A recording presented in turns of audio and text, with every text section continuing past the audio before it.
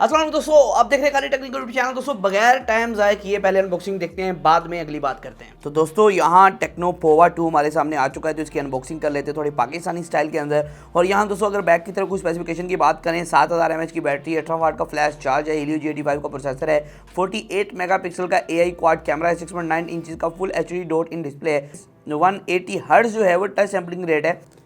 Open कर लेते हैं। ओ कट नहीं लगा, तो ये हमारा जी टेक्निकल छुरा है। तो इससे क्या होता है कि मोबाइल फ़ोन जो है वो बहुत ही आसानी जो है ओपन हो जाते हैं ऑन दी गो। और ये हमारे पास जो फ़ोन है ये 6128 के वेरिएंट के साथ आता है, और अभी तक मुझे इसकी प्राइस कंफर्म नहीं है, तो इस वजह से मैं आपको प्राइसिंग का कुछ नहीं बता सकता। पोलर सिल्वर कलर के अंदर है, और प्राइस का मैं कमेंट के अंदर मेंशन कर दूंगा, जिससे आपको अंदाज़ा हो जाएगा कि इसकी प्राइस आपको क्या देखने को मिलती है। तो यहाँ एक सील है, इसको भी ब्रोक करना पड़ेगा। और ये हमारा फ़ोन आ चुका है बाहर, और ये आप देख सकते हैं दोस्तों फ़ोन हमारा बाहर आ चुका है। इसके ऊपर भी काफ़ी ज़्यादा स्पेक्स वगैरह मेंशन है, तो 7 वही सभी चीज़ें अभी दोबारा पढ़ने की ज़रूरत नहीं है।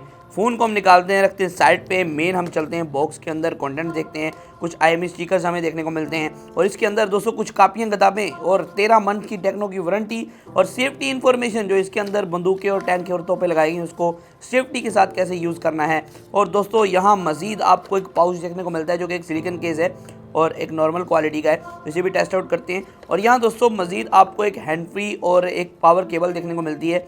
जो केबल है वो थोड़ी सी ऑरेंज कलर के अंदर से आती है, ऑरेंज एक्सेंट के अंदर, और ये टाइप C की केबल है, और वही हैंड फ्री जो कि टेक्नो की तरफ से देखने को मिलती है। तो इनको भी साइड पे रखते हैं। अब मेन चार्जर आ चुका है।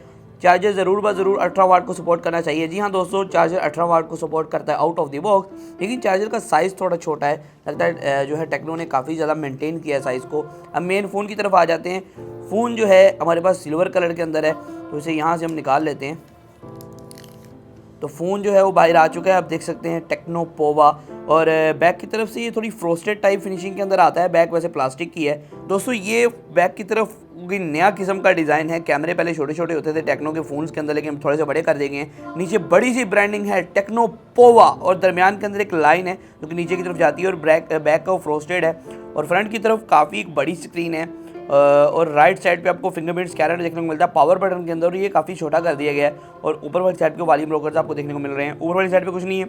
नीचे वाली साइड पे टाइप C पोर्ट है, एक माइक्रोफोन है, और 3.5 mm जैक है। लेफ्ट साइड के ऊपर आपको एक सिम जैकेट वाली मगोरी देखने को मिलती है। तो यहाँ हमें सिम वो भी देखने को मिल रही थी, सिम मगोरी निकालने वाली, क्या कहें इसको, टीका क्या है वो? तू मेरा पुत्र छुट्टी का चल। और दोस्तों यहाँ ट्रिपल सिम स्लॉट आपको देखने को मिलती है, जो कि काफ़ी अच्छी बात है।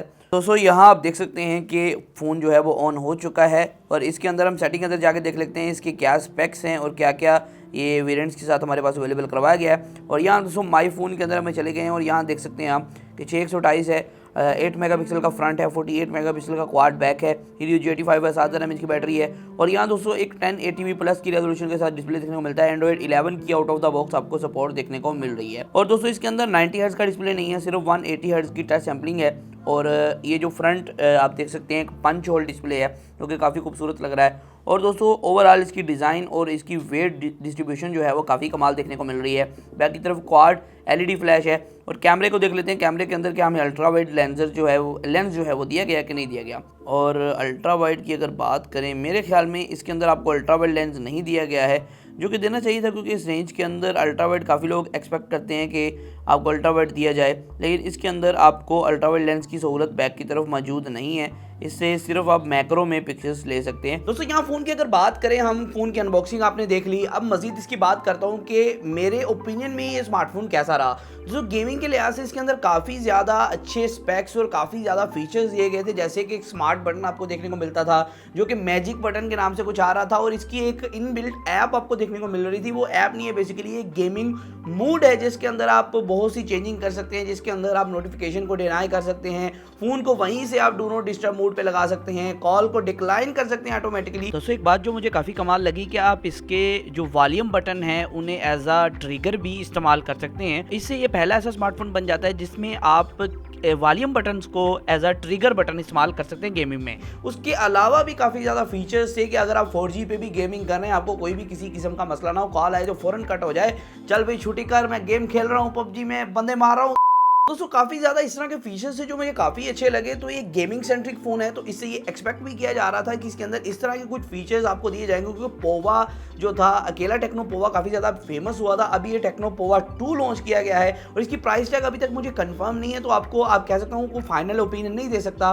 लेकिन इंशाल्लाह कल या परसों इस वीडियो के 2 दिन बाद या 1 दिन बाद एक रिव्यू पोस्ट होगा, जिसके अंदर मैं आपको एक अपना फाइनल ओपिनियन दूंगा कि ये फ़ोन आपको कैसा देखने को मिल रहा है। तो फिलहाल मैं आपको यही बता सकता हूँ कि गेमिंग के एतबार से काफ़ी कमाल का स्मार्टफोन था और एक बड़ा डिस्प्ले 1080p डिस्प्ले काफ़ी अच्छा लग रहा था। लेकिन दोस्तों यार डिस्प्ले के अंदर आपको हर्ट्ज रेशियो जो है वो बहुत कम दी गई थी, मतलब कि यहाँ 60 हर्ट्ज का आपको डिस्प्ले देखने को मिल रहा था। लेकिन टच सैम्पलिंग रेट काफ़ी अच्छा था, जो कि गेमिंग के लिए काफ़ी ज़्यादा जरूरी है। और दोस्तों अगर कैमरा के हवाले से बात करें, कुछ कैमरा सैंपल्स आपके सामने शो कर रहा हूँ, आप देख सकते हैं। लेकिन कैमरा के लिहाज से भी फ़ोन अच्छा परफॉर्म कर रहा था, क्योंकि एज अ गेमिंग फ़ोन, जो गेमिंग फ़ोन होते हैं ना, उनके अंदर कैमरा ऐसा दिया जाता है कि भाई इससे बस आप डॉक्यूमेंट स्कैन कर लो या फिर व्हाट्सएप पे कोई स्क्रीनशॉट भेज दो किसी को लेके, वही है।